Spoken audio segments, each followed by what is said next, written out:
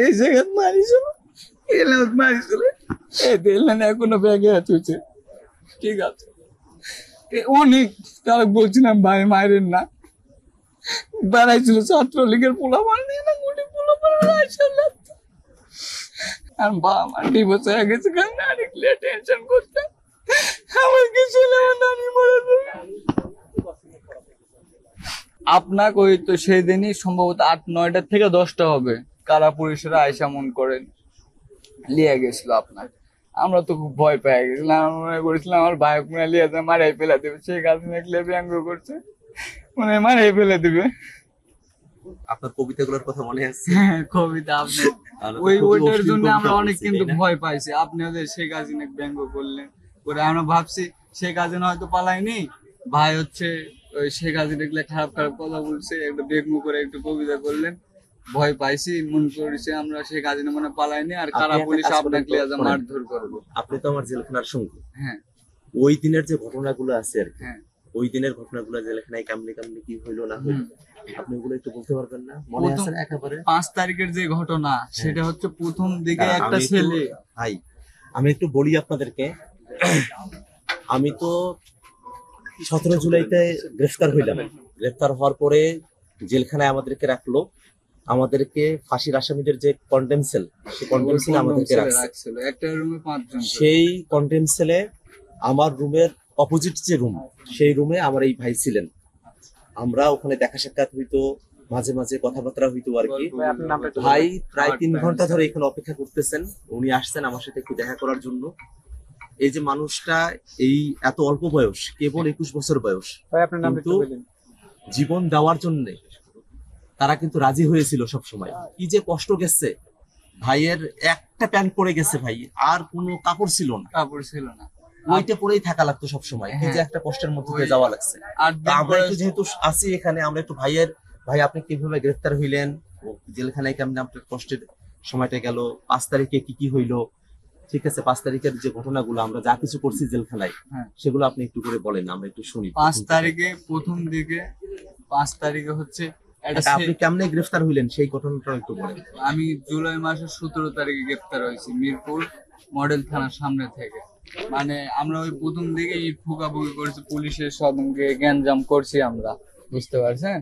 গ্যাঞ্জাম করে যখন আসার দিকে ওদের মধ্যে হচ্ছে গোয়েন্দা, মানে তরুণ একটা ছেলে, ওর ড্রেসমেট ছিল না, এখন ভাবছি অফিস কিন্তু তখন ছুটি দিয়েছে, আন্দোলন হচ্ছে, মানে অত ভয়াবহতার রূপ ছিল না তখন, মানে ভয়াবহতা বলতে গেলে তখন ওই আসতে লাগে, মানে আমি ভাবতেছি পুলিশ হয়তো বুঝতে পারবে না, মানে অফিসের যে মহিলারা গার্মেন্টস ছুটি দিছে তাদের পাশে আমি হাইটা শুরু করে চলে আসতেছি। তখন মনে করেন একটা ওই ছেলে, যে ছেলে আমাকে ফলো করে রাখছিল, তখন পুলিশের সামনে যে আইসা পড়ছি, ছেলেকে হাত করে ধরছে, তুই হচ্ছে ছাত্রের ভিতর ছিল, তুই কোন কলেজে পড়িস এসে? আর না ভাই ছাত্র, মানে বাঁচার জন্য তখন আগত দিনে তো অনেক কিছু করছিলাম, এই জায়গায় মারিছিল, এলাম মারিছিল, এই দেখলেন এখনো ব্যাগে আছে। ঠিক আছে, অনেক তারা বলছিলাম ভাই মায়ের না, বেড়াইছিল ছাত্রলীগের পোলাপান নিয়ে না, গুটি পোলাপান গুঁড়ো চুয়েছিলাম ইচ্ছা মতন মারার পর জেলখানার মধ্যে ঢুকানোর পর মানে ওই 2 নম্বর থানার হচ্ছে জেলের মধ্যে থানার ঢুকানোর পর বাইরে গোলাগুলি করে, আর ঘামে ঘামে পুলিশের আইসে বলে বাইরের পরিস্থিতিটা খালি ঠান্ডা করি, তুই এর ব্যবস্থা করবি এক এক করে ধরে।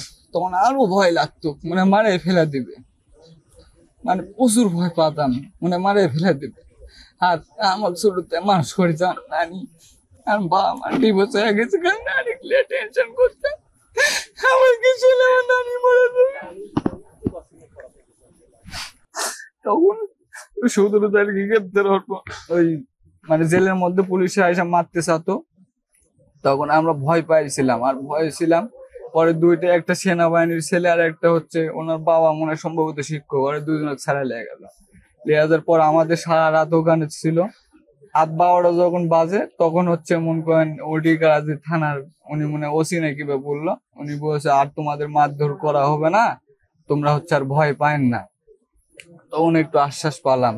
পরদিন সকাল 6টায় ঘুম থেকে উঠলো, মানে ওরা বুলাবুলি করতেছে বসে, এদেরকে যত তাড়াতাড়ি এই জায়গা থেকে একবারে সদরঘাট কোর্টে চালান দিতে হবে, তাছাড়া রাস্তায় সমস্যা করতে পারে ছাত্ররা এরকম লিয়া যাতে, তখন আমরা সমস্যার ভিতর করতে পারি। ওরা গুলাগুলি করতেছিল। তখন 6টার সময় আমরা আমাদের হ্যান্ডকাপ লাগালো, আবার লিয়ে গেছে নাম এই সেই ফোন টোন জমা টমা সবকিছু লিখলো, বাড়ি কোথায়, বাপের নাম মায়ের নাম সবকিছু ইনটোটাল লেখা আমাদের হচ্ছে তুললো মিনি বাজেট পুলিশে। তোলার পর আমার সদরঘাট কোর্টে লিয়ে গেল, সেদিন শুক্রবারের দিন ছিল। সদরঘাট কোর্টে লিয়ে যাওয়ার পর ওখানে থুলো, মানে কোর্টের বড় রুম বলে বিশাল বড় বড় রুম এবং করে মানে কাস্টডি বলে সম্ভব। ওই যে ওই রুমে থুলো, থোয়ার পর মন করেন এখন ওইটা এত বড় একটা হচ্ছে পাউরুটি, একটা কেক আর একটা কলা আর একটা ছোট্ট না পানির বোতল লেখনে না, ওই পানির বোতল দিলে ওরা খাওয়ার পর আমার কোনো উকিল নামা আসে না, আসে পরে বললো রাজু পিতা রাত জায়গা আছে, আগে নাম লেখা দিয়েছিলাম, বলছে একটা নীল কাগজ নিয়ে আসলো, নিয়ে এসে সাইন করালো।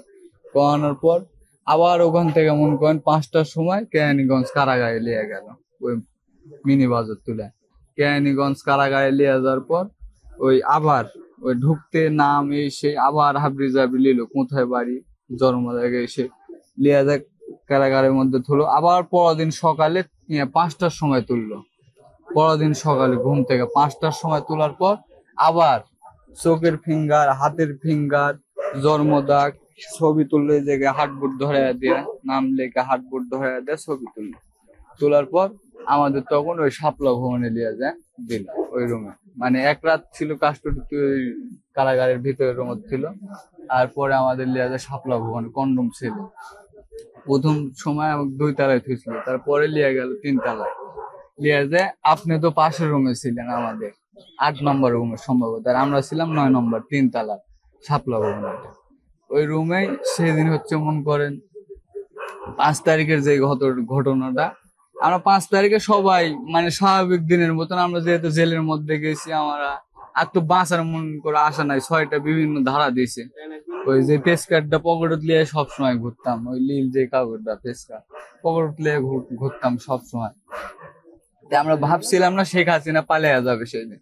একটা ছেলে মানে যারা কাজ করে ওই 2 ছেলে কিন্তু আসছিল, আপনি বলতে পারবেন ওই 2 ছেলে দৌড় মারা আইসা বলেছে শেখ হাসিনা পালিয়ে গেছে, বিশ্বাস করে। তারপরও সবাই এক এক করে চিল্লান দিয়ে গোটা কারাগার তখন কিন্তু মানে আরো আর ভয় লাগে, মানে বিল্ডিং ভাঙা পড়ে যাবে সেই দিন, তাই না?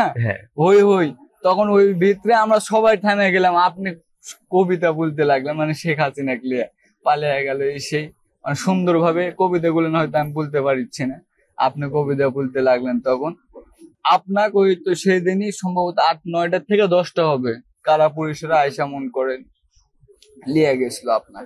আমরা তো খুব ভয় পেয়ে গেছিলাম, আমরা মনে করেছিলাম আমার ভাই মনে লিয়ে মারাই ফেলে দেবে, শেখ হাসিনা ক্লিয়া ব্যঙ্গ করছে মানে মারাই ফেলে দিবে,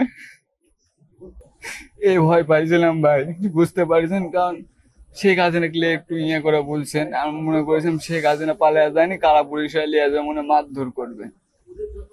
তারপরে তো আপনার 5 তারিখে লিয়ে গেছে, তারপর খোঁজ পাওয়া গেল না। পরদিন সকালবেলা মন করেন আবার কারাগারের মধ্যে সকল আসামি, আগের যে আসামি আপনি বলতে পারবেন না, চলে আসছেন 5 তারিখের রাতে। আগের যে আসামি গুলান ছিল ওদেরকেও ছাড়া দিয়েছে, আমাদেরও ছাড়া দিয়েছে, সকল আসামি ছাড়া দেয়।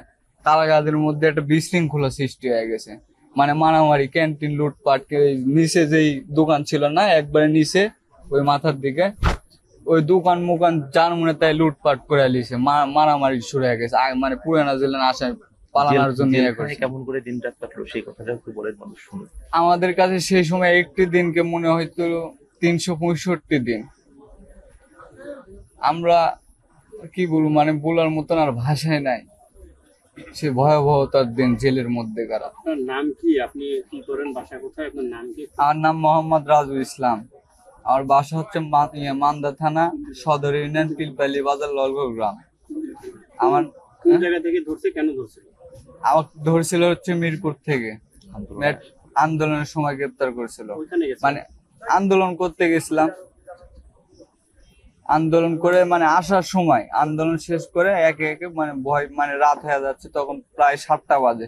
7টার সময় মানে পুলিশের ধার দিয়ে শ্বশুর করে চলে আসতে লাগে, থাপ করে ধরে অনেক মারধর করেছে, পাকার ফেলে। আপনি কি করেন? আমি এদের রিক্সা চালাই, ওই ঢাকাতে আমি রিক্সা চালাতে। এখনো আমি বিয়ে করছি, আমার বউ ওখানে আছে, আমিও কিছুদিন আগে ঢাকাতে ওখানে ছিলাম। ওখান থেকে আবার রাজশাহীতে আসি, মানে বাড়ি ছিলাম, বাড়ি থেকে আবার রাজশাহীতে, এখন রাজশাহীতে মানে গাড়ি চালাচ্ছি। এখন দোয়া করেন, আপনি তো জেল খাটা মানুষ, হুম। আপনারা দোয়া করলে আমরা এনসিপিতে যারা আছে আমরা একটু আগায় যাওয়ার সাহস পাই, শক্তি পাই। আপনারা দোয়া করিয়েন আমাদের জন্য। আমাদের হ্যাঁ দোয়া ভাই, তো আপনাদের জন্য সব সময় থাকবে। আমরা চাই একটা বৈষম্যবিহীন একটা বাংলাদেশ আপনাদের হাতে গড়ে দেখতে চাই, যে বাংলাদেশে যেন আমরা বাক স্বাধীনতা নিয়ে বলতে পারি অমুক দল খারাপ, আপনারা খারাপ কিছু করলেও আপনারাও যেন বদনাম করতে পারি। আমরা তো সেটা চাই। আমার যে দল, কিন্তু ওইটা তো বিভিন্ন রাজনৈতিক দল করতে দিচ্ছে না, নাম হয়তো বলতে পারছে না, এখান থেকে আমি নিরাপদে যেতে পারবো নাকি আর গ্যারেজে নাম বললে সেই দলের, সেজন্য বলতে পারছি না। আচ্ছা, আপনি আজকে কখন এসেছেন, কার সাথে দেখা করতে আসছেন একটু বলবেন? আমি সকালে দেখলাম প্যান্ডেল তৈরি করেছে জাতীয় নাগরিক পার্টি, তখন ভাবলাম আমি আবার ওই বোর্ডও দেখতেছি, ওই মানে আমাদের রাজশাহীর যে বোর্ড আছে, আক্তার ভাই বিভিন্ন জায়গায় শুট আউট করতেছে, উল্লেন আমার ফুটেজ দেখাচ্ছে। আমি মনে করছি আজকে মনে হয় ভাই আসবে এখানে, ভাইয়ের সঙ্গে যত রাত হোক যেভাবে হোক দেখা করা যাবো, কিন্তু আমি গাড়িও গ্যারেজে নিয়ে যেতে পারছি না, আবার কোনো জায়গায় থুয়েও যেতে পারছি না। ভাই আলোচনা করতেছে সবাই। দুপুর থেকে এতক্ষণ বসে থেকে ওনাকে পাইছেন, আপনার সব মনের কথা আমার কেমন লাগে? অনেক ভালো লাগলো। কেন? ভাই এখন একটা ভালো একটা পর্যায়ে একজন জাতীয় নেতা। আর আক্তার ভাই, একটা বিষয় আমরা আন্দোলনের পরে দেখেছি বাংলাদেশের অনেক জায়গায় অনেক শহীদ হয়েছে, বা স্টুডেন্ট বাদেও যারা বিভিন্ন কর্মজীবী মানুষ তারাও আন্দোলনে শরীর হয়েছিল, এবং উনি আপনার সাথে একসাথে খেলেছিল আমরা যতক্ষণ শুনলাম। তো এই যারা এই আন্দোলনে যুক্ত ছিল, জেল কেটেছে, নির্যাতিত, আসলে উনাদেরকে নিয়ে বা উনাকে নিয়ে আপনাদের পরিকল্পনাটা এখন কি আছে, বা আপনারা যদি রাষ্ট্রীয় ক্ষমতায় পান বা আপনারা যদি ভোটে রাষ্ট্রের দায়িত্ব পান, তাহলে তাদেরকে নিয়ে আপনাদের পরিকল্পনা কি? জুলাই অভ্যুত্থানের সময়টাতে বাংলাদেশের মানুষ নিজেদের মধ্যে কোনো ফারাক করে না, সবাই এই আন্দোলনটাতে এসে অংশগ্রহণ করছে।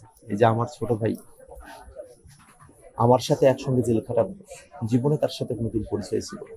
রাজশাহীর মানুষ ঢাকায় রিক্সা চালাইত, এত অল্প বয়সী একটা ছেলে, তাকে গ্রেফতার করে মারধর করে তারপরে তাকে জেলখানায় পাঠিয়ে দেওয়া হলো। কোনো পোশাক ছিল না, এক পোশাকে জেলখানায় থাকতে হয়েছে, কারোর সাথে যোগাযোগ করতে দেয়নি। এই যে রিক্সা চালক, শ্রমিক, মজুর, মাদ্রাসার ছাত্র, প্রাইভেট বিশ্ববিদ্যালয়ের ছাত্র, নানা বয়সী মানুষেরা, তারা সবাই যে আন্দোলনটাতে এসে যুক্ত হইলেন, সে মানুষের যে মনের কথাগুলো, সে মানুষের যে চাওয়ার জায়গাগুলো, সেগুলোই আমরা আসলে বাস্তবায়ন করতে চাই। আমার এই রাজবন্দী ভাই যেমনটা বলছেন, যাতে বাক স্বাধীনতা থাকে, একটা বৈষম্যহীন বাংলাদেশ হয়, তার কথাতেই আমি বলতেছি। উনি একটা কথা বলছেন যে আপনারা এনসিপি যদি আপনারা খারাপ কিছু করেন তাইলেও যেন সমালোচনা করতে পারি। ঠিক এইরকম একটা রাজনীতি আমরা বাংলাদেশে করতে চাই, যে আমরা যদি খারাপ করি আমাদেরও যেন সমালোচনা করা যায়, আর বাংলাদেশে যেন পেশি শক্তির রাজনীতিটা আর না থাকে। আর এই মানুষেরা, যে মানুষদের মানবিক মর্যাদা রক্ষা করার জন্যই আমাদের সংগ্রামের যাত্রা শুরু হয়েছিল, সেই স্বাধীনতার যুদ্ধের সময়টাতে আমরা মানবিক মর্যাদার কথা বলছি, কিন্তু এতগুলো বছর পরে এসেও যারা সচিব, যারা আমলা, যারা ডিসি, যারা এসপি, তারা থেকে গেল স্যার, আর যারা রিক্সা চালক, শ্রমিক, মজুর, এরা থেকে গেল তুই তোকারিতে। এই পার্থক্যের বাংলাদেশটা আমরা আর চাই না। আমরা চাই আমাদের শ্রমিকেরা, আমাদের কৃষকেরা, আমাদের রিক্সা চালক, আমাদের ঠেলাওয়ালা, আমাদের সকল মানুষেরা, তারা হয়তো তাদের টাকা পয়সা কম, কিন্তু তারা তো মানুষ, তাদের যেন মর্যাদাটা নিয়ে তারা যেন সরকারি অফিসে গিয়ে তারা যেন এই মর্যাদাটা পায়, এরকম একটা বাংলাদেশই আমরা চাই। ইনশাআল্লাহ আপনাদের জন্য ফুল আমরা তো কোনো দলের সাথে সম্পৃক্ত না, কিন্তু আমি এমনিতে প্রচারণা করি আমার উপজেলায়। আমি বলি ছাত্রদের, আমাদের এনসিপি নতুন রাজনৈতিক দল দেখতে হবে, আপনার ভালোবাসা ভাই, শুধুমাত্র যে দেখলাম আপনি সদস্য সচিব হয়েছে এই দলে, আমার তো মানে এমনি করে আমরা কার সাথে জেলে ছিলাম, কার পাশে ছিলাম বসে, অথচ সেই মানুষটা আস্তে আস্তে আপনার বিষয়ে জানি। আমরা জানতে ওই ফেসবুক টেসবুক ঘাঁটাঘাঁটি করে, তো আপনাকে দেখি যে বেশি থেকে আরো আপনার ব্যবসা করেন দেখেই তো আমরা এতদূর পর্যন্ত এখন সাহসটা করতেছি। আপনার মতো মানুষেরা এই সময়টাতে কোনো স্বার্থ ছিল না, চাকরি বাকরির কোনো কথা নেই, কিন্তু আপনারা গেছেন, জেলখানায় গেছেন, জেল খাটছেন, হুম। সবাই মিলে এই কষ্টটা তো এমনি এমনি না। আপনারা দোয়া করেন যাতে আমরা এই কষ্টটাকে শেষ পর্যন্ত সফল করতে পারি। এই দোয়াটা করি। ইনশাআল্লাহ। ভালো থাকেন। আমি কথাবার্তা বলবো, আপনার সাথে যোগাযোগ রাখবো।